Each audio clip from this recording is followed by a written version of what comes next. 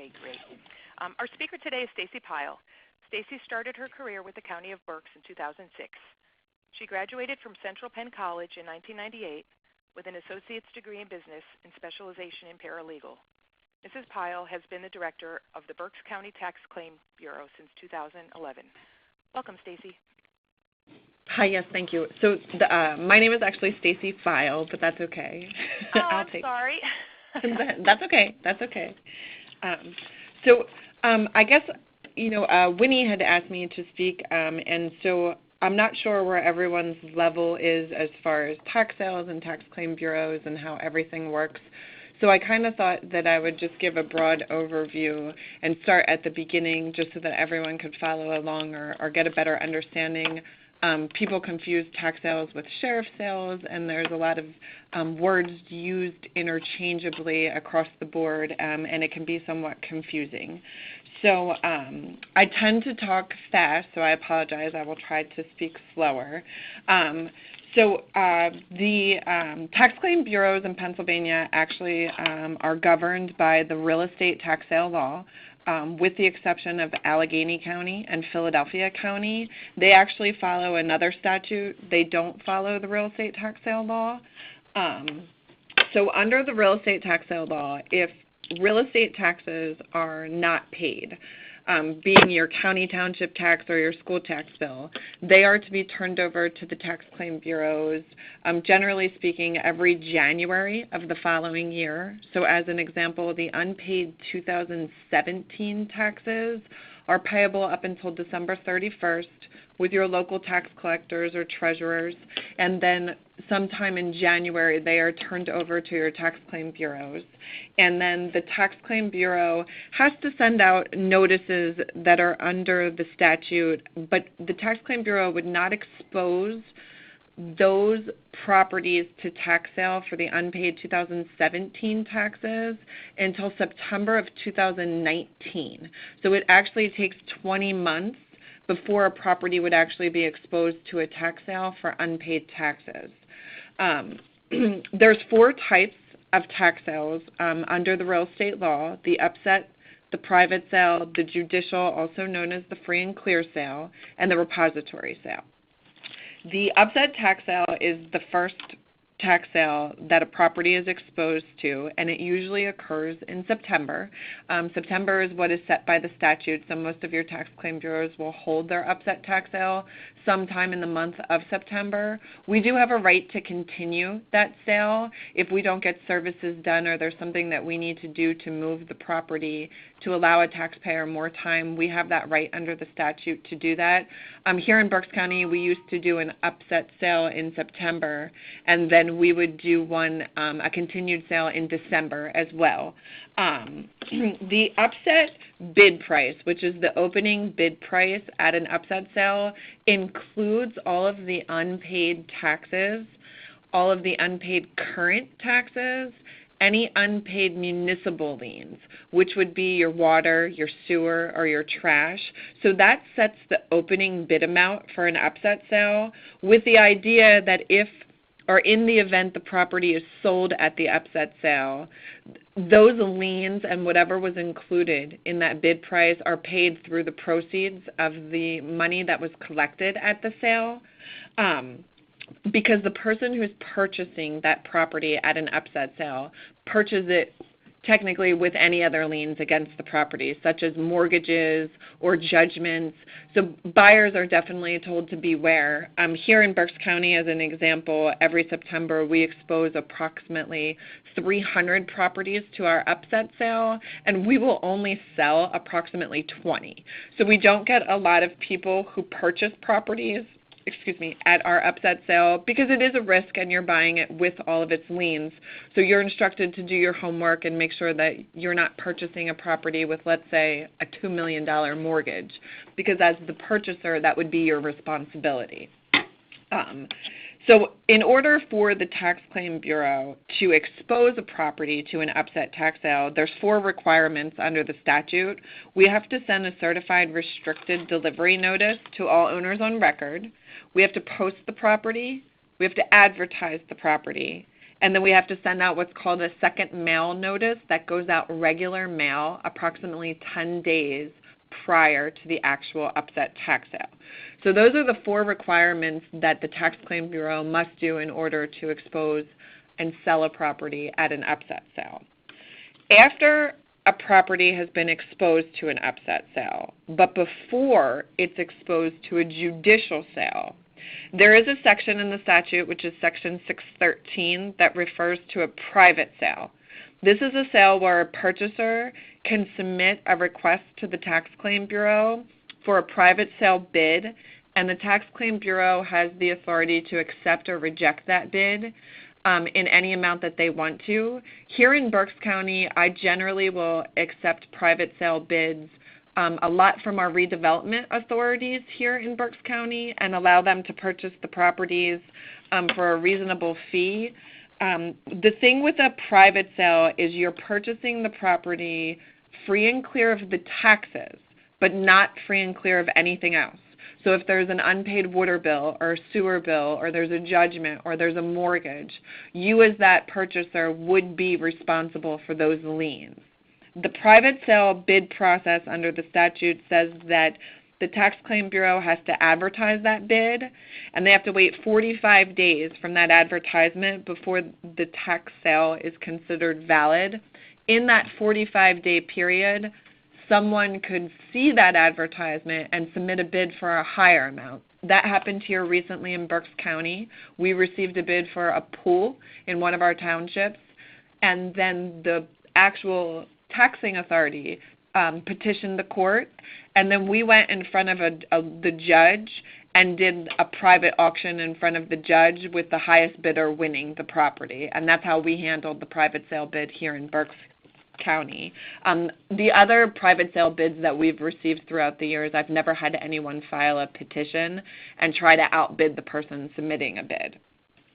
So that's your private sale bid. Now, after an upset sale, generally speaking, a property gets put into the category of going to a judicial tax sale, and it's also known as the free and clear tax sale. Usually that's held within 3 to 9 months after the upset tax sale. Sometimes it takes longer because the Tax Claim Bureaus now have to notify all your lien holders on record, anyone that has an interest in that property, to let them know that that property is now potentially going to be sold free and clear of those liens. So the Tax Claim Bureaus have to order title searches, they have to prepare sheriff service forms, and they all have to get served out to everyone and anyone that has an interest on that property. So it can take a lot of time to get all of that work done, which is why some Tax Claim Bureaus hold their judicial sales a little later as opposed to earlier, just because of the workload, I believe. So when a property is sold at a judicial sale, it is sold free and clear of all of its liens and judgments. And the bid, usually the opening bid price for a judicial sale, is the cost that the Tax Claim Bureau has incurred. So generally speaking, here in Berks County, most of my opening bids start at $1,000. For this reason, this is a very heavily interested tax sale from the public's perspective. In Berks County, we generally get approximately 450 people registered for our free and clear tax sale each year. We hold it here in June, and it is hectic, and there's a lot of people here, so we've implemented some processes to try to help, and one of those processes is that we require everyone to register for the tax sale. So I open the registration 30 days prior to the judicial sale, and you have to physically come in to register. You can't register online, because when you come in to register, you have to provide me with a photocopy of a valid photo ID. I don't care if it's a passport, a government-issued ID, a driver's license, as long as it's valid and it has an expiration date. In addition, if you would like to register as a company, you have to provide me with the corporate documents to show that that company is in fact a valid company, and also you have the authority to act on behalf of that company. And we make photocopies of all of that information and keep it in the file. So that if something goes wrong, we at least have a contact person to go back to. We also then allow we will shut registration down a week before the sale and can send that list of our registered bidders to our larger municipalities here in Berks County. My largest municipality is the city of Reading. And I'll allow them to look at that registered bidder list to see if there's anyone on that list that registered that has code violations. And if they do, the morning of the tax sale, I will have my attorney announce the bid number. I don't announce the person's name, and just let them know bidder number 123, bidder number 586 are not allowed to bid on a property. Please report to the back of the auditorium to discuss why, if it's a question. We also, when people come in to register, our staff is trained to check to see if that person registering has back taxes. If they have back taxes, we do not allow them to register unless they pay those back taxes in our system. So implementing those procedures and those processes have really helped here in Berks County with our purchasers who come that just buy a property and don't care about a property or don't want to do anything with a property, because we try to obtain as much information as we can from them. I have a sample of my registration form and the affidavit that I require my registered bidders to sign when they register for the sale. And I'd sent that to Valerie, and I believe she can send that out to everyone after the call, so that everyone can kind of get an idea and see what that looks like. Once a property has been exposed to a judicial tax sale, if it was not sold, it will then go into what's called repository. And when it's here in Berks County, we allow our repository bids year-round. We implemented a minimum bid of $500 to basically reflect or cover our costs that we've incurred up until this point from ordering a title search and advertising and having the sheriff post. Someone can submit a bid for the property, and when they submit that bid, we have a bid form that we require them to fill out where they need to provide us with their name, photocopy ID. They need to give us what their intended use is for the property and a phone number. And if we receive a bid from a potential purchaser on our repository list and I see that that person is from California, I will call them and say, you do realize the property that you're bidding on is a lot of land behind someone's house that butts up against a mountain. So can you tell me what your intention is? And we here have rejected bids based on the answers that we've received. I believe people watch infomercials at nighttime and feel that there are mansions by the river that they can purchase at a repository sale. So we try to track and manage and keep a handle on what people are bidding on and why. If someone submits a bid and I can see that their mailing address is very close to the property address, then I'm more comfortable pushing that bid through and sending it out to get the approval of my taxing authorities. I have a sample sheet of our instruction sheet and our bid form as well that I'd sent to Valerie to email out with regards to our repository sales. And then lastly, under the real estate tax sale law, there is a section in the statute, which is section 619B, which indicates that a municipality has the right to petition the court to stop a transfer of a tax sale based on a purchaser having code violations. I'm going to guess that a lot of municipalities don't know that that is actually in our statute. I would recommend, as a municipality, versus spending the money and petitioning the court to stop a sale if there's a potential purchaser that has code violations, to reach out to your tax claim bureaus and see if there would be a way that maybe you could get a list of your potential purchasers or bidders from that tax sale, and you could do that research ahead of time to maybe help with cost. And I'm sure that's something that you could reach out and just have the conversation. I know here in Berks County, with regards to my repository list, I've reached out to my county redevelopment authority as well as the City of Reading's redevelopment authority to try to say, hey guys, here's the list. If there's anything that you are interested in, or if you can do some research and see what's out there with these properties, and let's try to get them to the neighboring property owner and let them know that they can purchase it at a fraction of the cost to get the taxes, obviously to get the property back on the tax rolls at the end of the day. So that's pretty much everything, which I know is a lot. And again, I apologize if I speak too fast. So I'm not sure if at this point, if you want to open it for questions, or I'm not exactly sure how or where we want to go from here. Oh, okay. Thank you, Stacy. I will try to unmute the lines, and then if it is too noisy, then I will mute everyone again and then ask people to push *7 to unmute an individual line. But let me just, let's see if this works. The conference has been unmuted. Does anyone have any questions for Stacy? I have a question on how you serve individuals, in particular for judicial sale, where you're serving all of the lien holders. How do you do that, and what is required as being served? What is acceptable as being served? So under the statute, we have to serve the petition that indicates, we file a petition with the court saying these are the properties that we intend to sell at our free and clear tax sale, and that they're going to be sold free and clear. And in that petition, it sets a rule returnable date, which is generally 30 days prior to the judicial sale, that it would allow a potential lien holder to come forward and object to us selling the property free and clear. That petition is, we fill out sheriff instruction sheets, and those petitions are served like the writ of sire facias under the civil rules of procedure, which means your sheriff's office have to serve those petitions. So if that person you're serving lives in your county, the sheriff has to personally hand deliver that petition.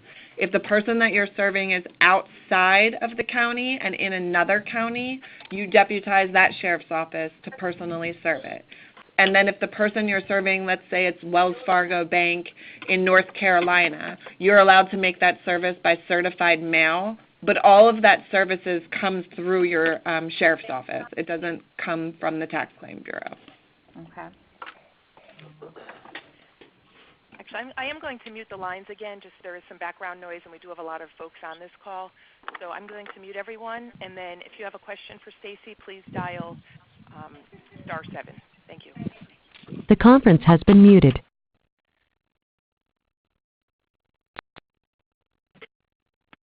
Hello. Hi, Stacy. I had a question. If you're having trouble moving a property through the upset sale, maybe to judicial sale, if you're a municipality that's trying to work with the Tax Claim Bureau and having trouble getting it through that process, do you have any recommendations? So it was exposed to the upset sale? Let's say it wasn't even exposed yet to upset sale. Well, so it normally, like I said before, it does take 20 months before it is allowed legally to be exposed to that upset sale. So the way that I always remember it in my mind is I keep even with even and odd with odd, being the unpaid 2016 taxes would go to upset sale in September of 2018. And the unpaid 17 taxes would go to upset sale in September of 2019. So depending on what year is unpaid, I would think would determine when it would be exposed to that upset. Another thing that might not be letting it go to the upset sale is if that taxpayer filed bankruptcy. We have to keep the properties protected, and we're not allowed to upset sale them. So I guess I would start by, reaching out to the Tax Claim Bureau and asking, hey, here's this property. What are the back taxes on this property? Do they go all the way back to 2014, or is it just recent from 2016? So that you kind of have a feel and ask, when would this go to the upset sale? And see kind of what response you would get. I would think that's where I would start. What if they're experiencing resistance when it gets to the judicial sale? Because I know it takes a lot of time and effort to do title searches and serving individuals. If you're experiencing resistance with the Tax Claim Bureau on that front, do you have any recommendations? So they're not taking it to the judicial sale? Is that what you said? I'm sorry, I missed the first part of that. Yeah, for example, yes.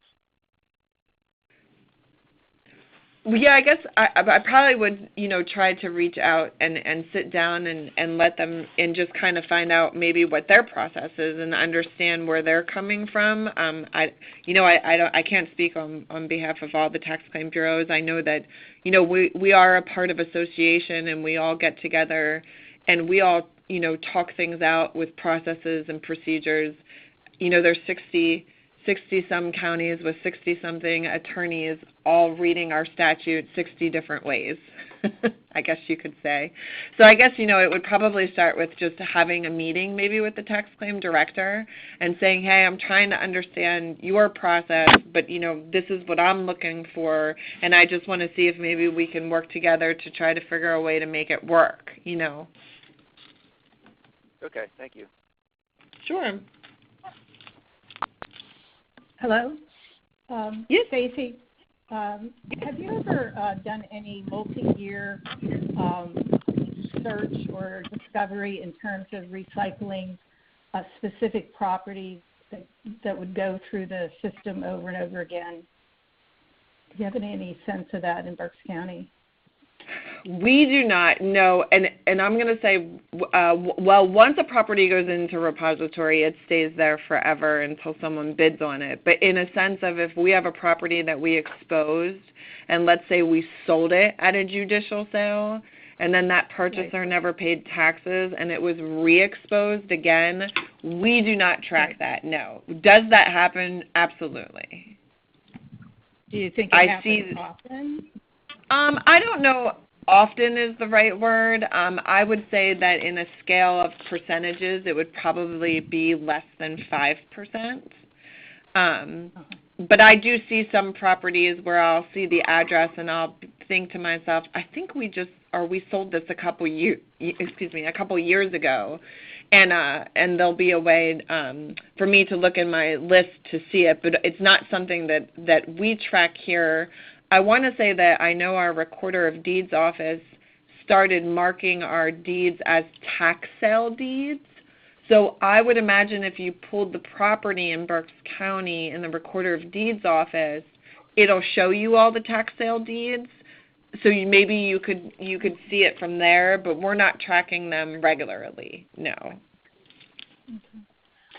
And just another comment, and it kind of reflects the gentleman before me, that a lot of counties, or I say some county tax claim bureaus, really do minimum of what's required versus what would be helpful. It's been my experience that essentially their solicitors, as you say, tell them they don't have to do, the consulting with municipalities and that you do.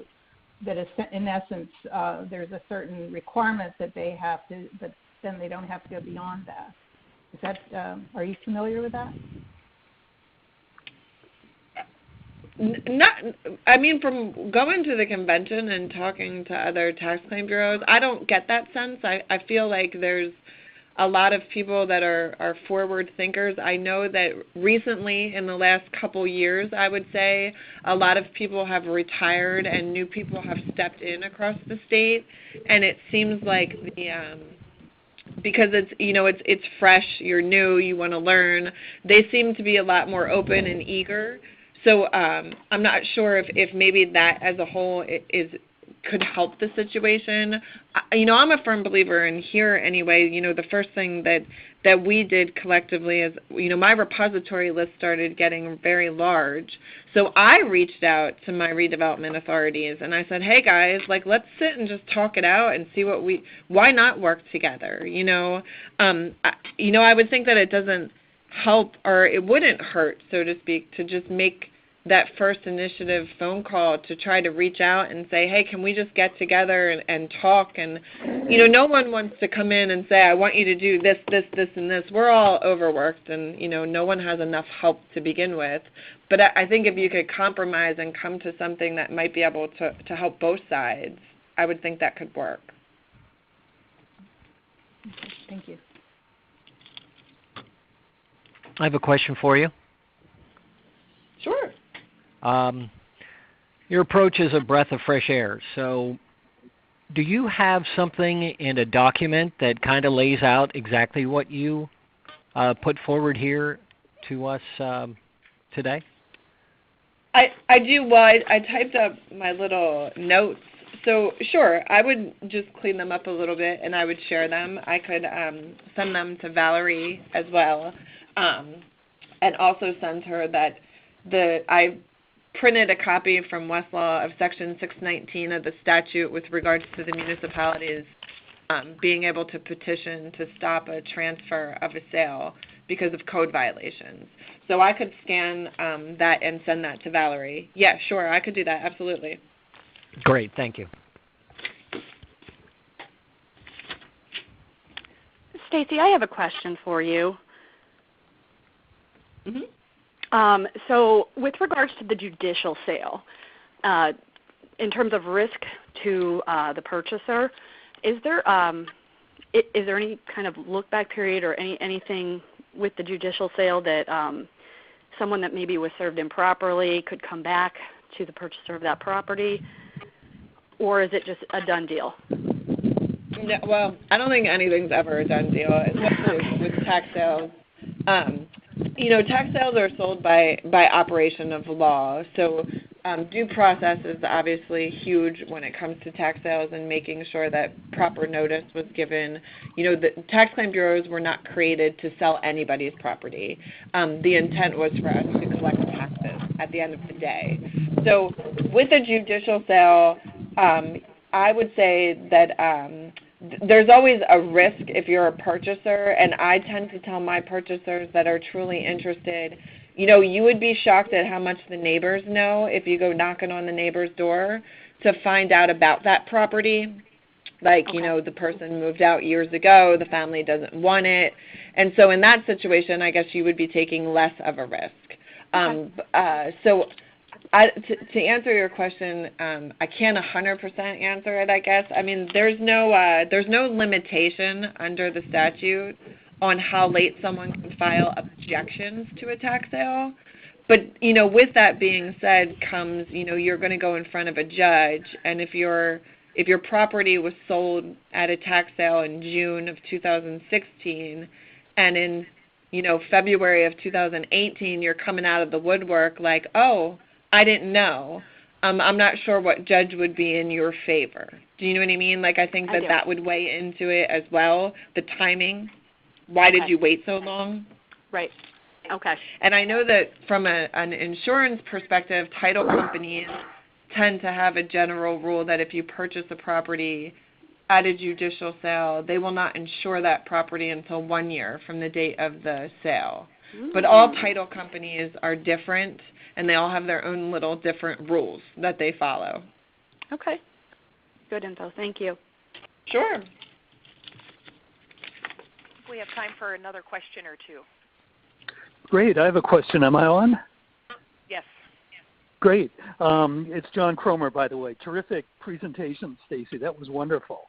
I have been spending some time with people in a couple of other counties, and just to get a frame of reference, I took a look at the listing for the judicial tax sale in each of these two counties, and just a handful of properties were listed in each sale.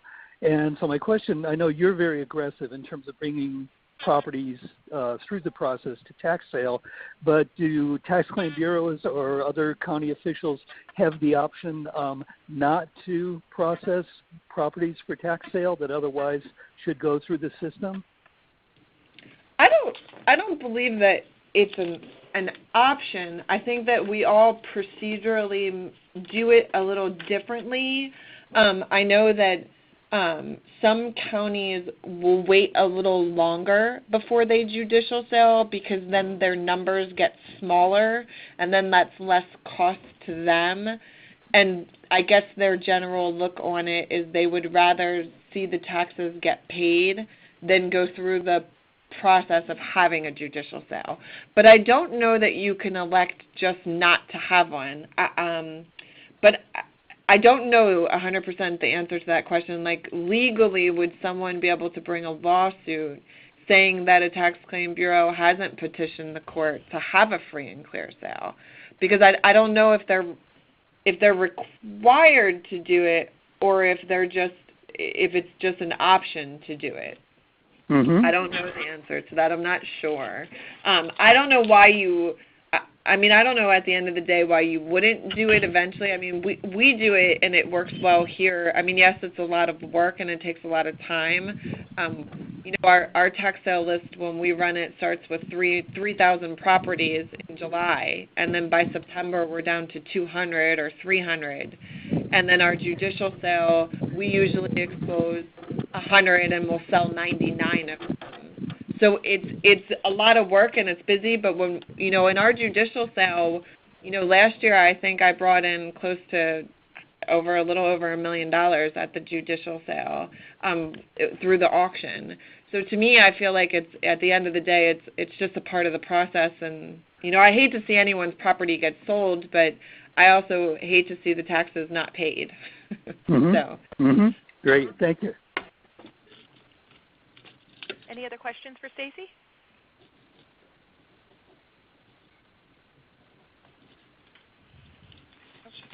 Okay, great. Well, thank you, Stacy. That was very informative, and I definitely am happy to help distribute any information and those forms that you had mentioned. So I will be sure to get that over to everyone that was on the call today afterwards. Oh, great.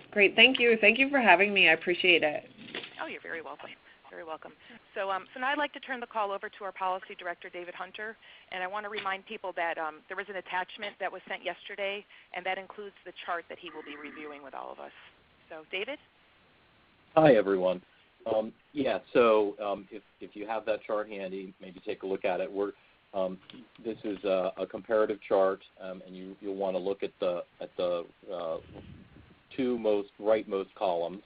In particular, the furthest one on the right, which highlights housing and proposed funding in the Wolf administration's recently released budget. Highlights specific programs that are housing and community revitalization related. But just for some context, the Wolf administration released its executive budget request for fiscal year 2018-19 last week, and the budget is characterized by many as a cost to carry, or a bare bones budget, so to speak, that's really designed to yield an on-time budget during an election year that maintains current funding levels without dramatic increases or decreases to most state programs and agencies. There are some caveats to that, which we'll talk about. The proposed general fund spending in Governor Wolf's plan totals $32.9 billion, which would be a 3.1% increase over current year spending, with the bulk of that increase going to education and workforce development. The budget proposal is paid for mostly with projected growth in general fund tax revenues, which the administration is estimated to increase by about 3.7%. And the most recent report from the Independent Fiscal Office seems to confirm that general fund revenues are ahead of projections 7 months into the current fiscal year. Let's see. Looking at housing and funding for specific housing and community revitalization programs, and some things to highlight. The line for FAIR, which is the State Housing Trust Fund, that's showing about a $6 million increase, which comes from realty transfer tax revenue. 40% of the growth in the RTT comes as dedicated funding to FAIR, and so that's really exciting. That would be up from about $17 million last year, and would approach the current cap. FAIR can provide. The RTT can provide up to $25 million for FAIR. In this year's budget, the administration is estimating that RTT will hit that cap. There's also $18 million for the Neighborhood Assistance Tax Credit Program that comes through the tax code, so it's level funding. There is an NEP coalition working, as in previous years, to double the funding for that to $36 million. That's something that our understanding is that DCD would very much support or like to see happen. There's also $2 million in new funding, proposed funding for the mixed-use tax credit, which is actually that's been renamed. It's a community revitalization tax credit. That is grant funding that's administered by PHFA. Keystone Communities, I just want to point out that it appears that there's a significant cut to that. The $6.3 million is actually identical to the amount that was proposed by the administration last year. The General Assembly provided supplemental appropriations that brought it up to $13 million and change. So it's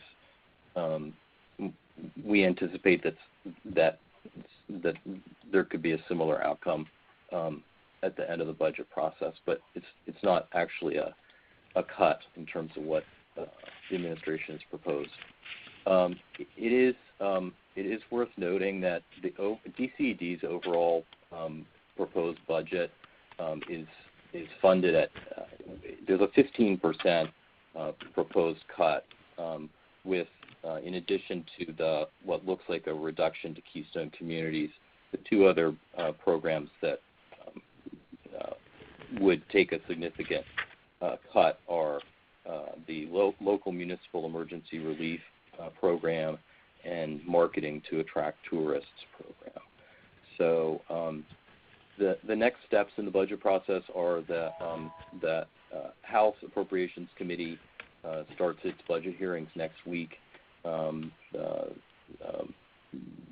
Secretary Dennis Davin is testifying on Wednesday the 21st, and then the Senate Appropriations, DCD's hearing with the Senate Appropriations Committee happens in the first week of March. I believe it's on the 8th. I also wanted then to highlight three blight-related bills that are pending right now, one in the House, two in the Senate. I'm happy to share additional information if you want to actually see the bills or the bill language. The first one is creates a uniform definition for blight. This is House Bill 2010, and it creates a definition that would not replace the definitions that are in existing statutes, such as in the Urban Redevelopment Law or the Conservatorship Act. They would apply in statutes that either don't currently have a definition or in future statutes. Existing laws could also be amended to incorporate the new definition. The fact that this new definition would not apply to existing statutes is good. As you probably know, the Urban Redevelopment Law, for example, provides a process through which local governments condemn properties by certifying them as blighted. So, they rely on the existing definition, and we know that this bill would not make any changes to that definition. The same is true with the with the definition of blighted property in the Conservatorship Act. This bill is expected to be considered by House Urban Affairs at their next meeting, which is on March 12th, and something that the Alliance will support. Another potential new tool for blight remediation is Senate Bill 735, which would create an optional county demolition and rehabilitation fund. It's a bill that was introduced in the previous session. It allows counties to create a new local fund, and that would be funded by assessing a fee not to exceed 10% on the assessed price of properties being sold for delinquent taxes.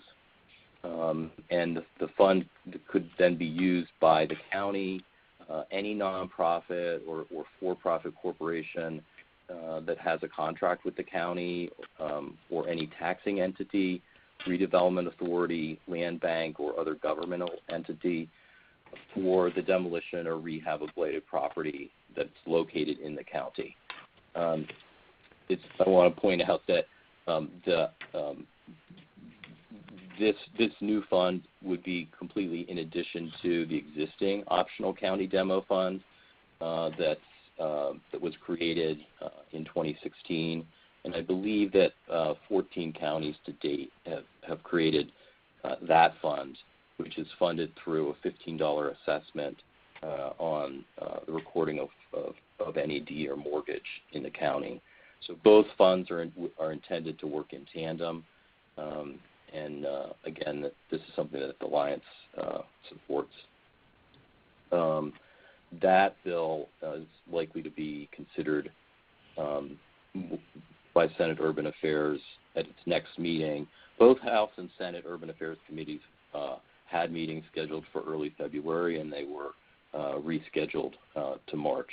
So we think that that'll move at the next meeting. And then the third one is also a Senate Bill 962.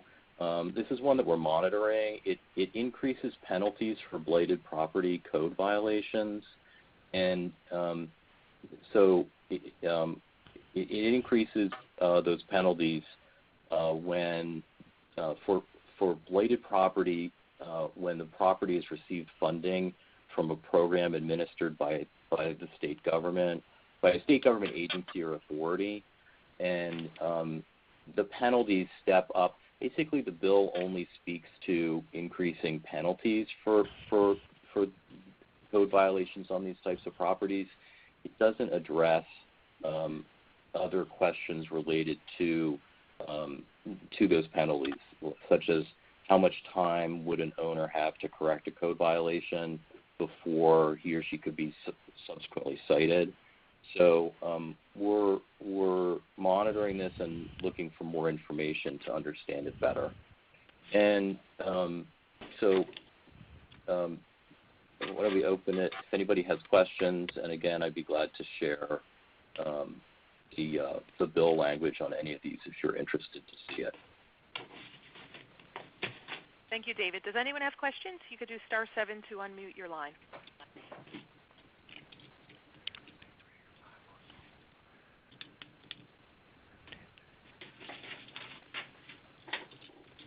I guess not. Well, thank you, David. That was very comprehensive. Okay, we do have a few minutes left, so I just wanted to open up the call, and we'd like to hear what's going on in communities. So does anyone have an update that they'd like to share with us of what's going on regarding your land bank?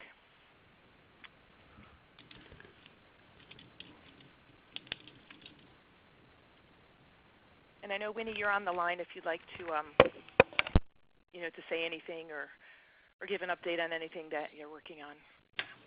Yeah, I would. I know there's a couple of folks who have registered for the call today, and if there's anything that you'd like to share, even just that things are continuing on or any challenges that you'd like to raise, this network call is intended to share that and help you share your successes and then ask about your challenges so that others on the line can weigh in or, follow up with you if that's the case. So I know a couple of folks said they were on and would share what was going on. So if you're on still or you made it onto the call, please, tell us what you're doing. And if no one jumps in, I can share a couple updates on a couple land banks, but we'd really like to hear from those who are doing it on the ground. So if you're on, please share what you're doing. Hi, Winnie. This is George Kelly from Lackawanna County's Land Bank. Hey, George. Good to hear from you. It's always a pleasure to be part of this call. I always learn a lot from listening to the experts. We're about ready to sell our 50th property through the Lackawanna County Land Bank. And the 50th is kind of a milestone for us. It's a big commercial property that we're currently doing phase 2 environmentals on with an EPA inventory and assessment grant. So that it'll become part of a mixed-use development project. So it's going to be about a $12 to $15 million project that this is going to be pulled into and included. So that's exciting. And the other thing is we submitted a LSA, a gambling grant, local share account grant through Monroe County, and we were awarded $65,000 to do with the blight to bright program. So we're actually going to just the first 2 steps of doing town hall meetings, 7 different meetings, identifying the top 3 reasons for blight in each community, and then looking at the top 3 priorities to see if the land bank makes sense for them to join or to go after additional money through some of the demolition fee things that you've heard today. So we're still making progress, and we're trying to leverage all the different programs out there and pull it together. Great.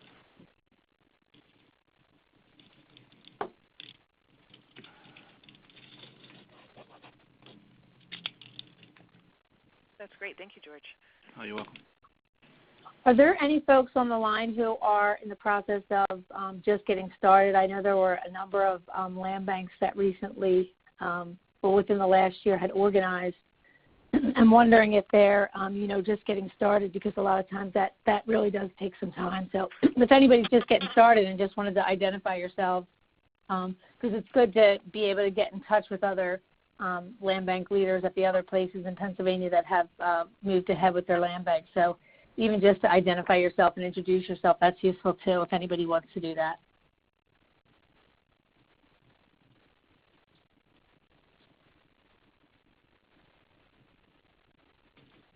Hello?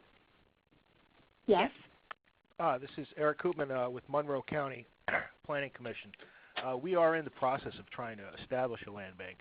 We've engaged a consultant, Chris Gulata, and at this point we're trying to approach the taxing authorities, the school authorities in particular.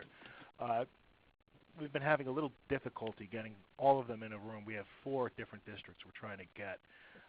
If I could just hear maybe from others' previous experience in dealing with and getting a school authority, that's kind of a thorny issue here. So any advice or insight I would appreciate.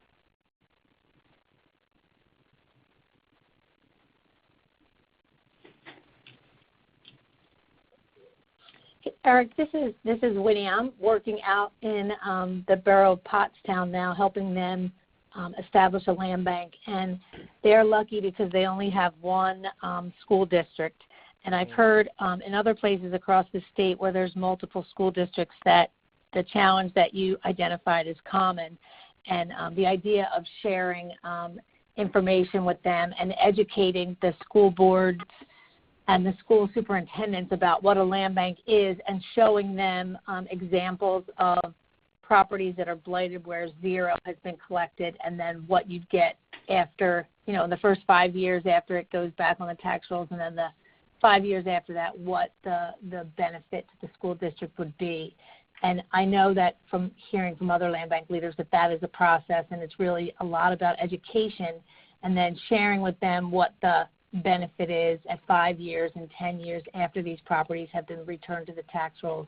And I know Chris has been great in figuring out how to do that and to share, like, at the granular level, like property by property, examples of how that works to show some kind of economic benefit from, waiving the taxes now to get a benefit down the road. So I know he's really good at bringing that kind of information to the taxing bodies to share with them and help move land banks ahead. Anybody else on here have any advice to offer? I remember Joe Chack also offering prior that it was really useful to bring an elected official to those meetings because for some reason that kind of made the approach more effective. That was the experience that he had working up in the northeastern PA Land Bank to bring all those municipalities together for a land bank. Anybody else? Hi, it's Jim Eby with the Lancaster County Land Bank. Hi, Jim. So we've been going about a year, and I didn't catch the gentleman's name, but our director at the Redevelopment Authority led the effort to bring the county commissioners on board with the legislation, and has been very good at meeting with people privately, one-on-one, to sell the land bank. And so we had a very smooth process once we were ready for the commissioners to approve it. So I would offer that he call Matthew Sternberg at the Lancaster County Redevelopment Authority, and we'd be happy to sit down and go over the process that seemed to work for us. We've been going for about a year. We have we're the authority, land bank authority for the county outside of the city of Lancaster. So the way we work is municipalities become members, and at this point, Columbia Borough, Marietta Borough, and Lancaster Township are members, including their respective school boards in the process. So it can be done. It's important to do the groundwork, and then I think we've gotten off to a very good start in our first year.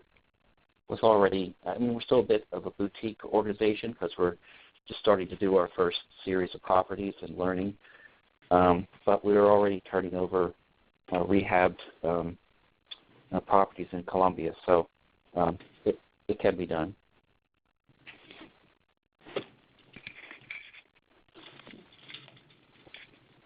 Okay. Hi, Winnie. This is Joe Chalk. Just wanted Hey, Joe. Hi. I just wanted to add on your comment about the school districts. I've found it's a two-pronged approach. It's one, you have to get the business administrators of the school districts to understand that the revenue that they're showing that they're going to lose is actually ghost revenue. And I found that because we're multi-municipal, we had to show that to the county too. So you got to get the business administrator to buy into that. As Winnie said, and as one superintendent famously said to me, it doesn't matter what I say, it's what those other people in the other room was, and that he was referring to the school board. So you really got to sell it on the political level, and that's where we found our greatest success in that.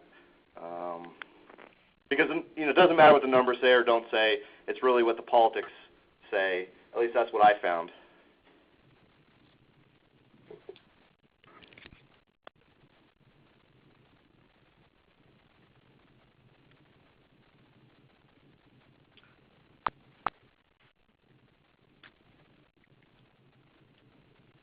Great. Anyone else have feedback?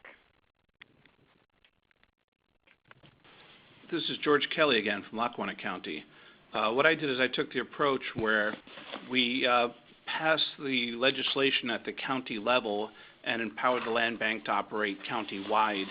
And then it was just a matter of, once we got that established, going to the different school boards and municipalities to present the business case of why it makes sense for us to work with them. We did is we just took our tax repository file and went to Scranton because we had over 500 properties in the repository, which was all property they weren't getting revenue from. So it was a very easy sell that way. But by setting up the land bank itself with policies and procedures, getting it going, getting it enabling for all of Monroe County, then going and picking the highest tax repository townships and municipalities might be a good approach to get somebody on board and show some progress. And that was our procedure in Lancaster County, to get it authorized through the commissioners and then go out to the individual municipalities. And the best thing of taking that approach is you can copy Lancaster's or Lackawanna counties and just pull our policies, procedures, everything, and use that as a boilerplate and see if it works for you. And mentioning that, George, just reminds me, if there are folks on the call who have documents that they'd like to share, if you could send them to Val at the Housing Alliance, she will make sure that they get posted onto the PA Blight Library site, which is a really a great online resource with documents that you can do exactly what George just said, which is use those forms at least to get the conversation started. A lot of folks have done that and just tweaked it to meet their local needs, which was the whole idea behind the Housing Alliance and DCED working together to set up that library. So please continue to share your work because it's really, really helpful when people have limited staff and limited time and want to build on the expertise that's already been developed. So thanks to everybody who's done that already.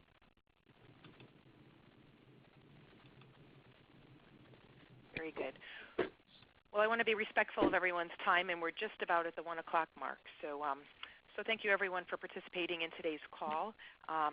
We will be setting up our next call very soon, so stay tuned for those details. It'll most likely be mid to end of April, so I will be in touch with that. And as I promised, I will be sending the notes and the forms and everything that Stacy had mentioned shortly. So thank you, everyone, and have a great weekend. Thank you. Take care. Bye-bye now.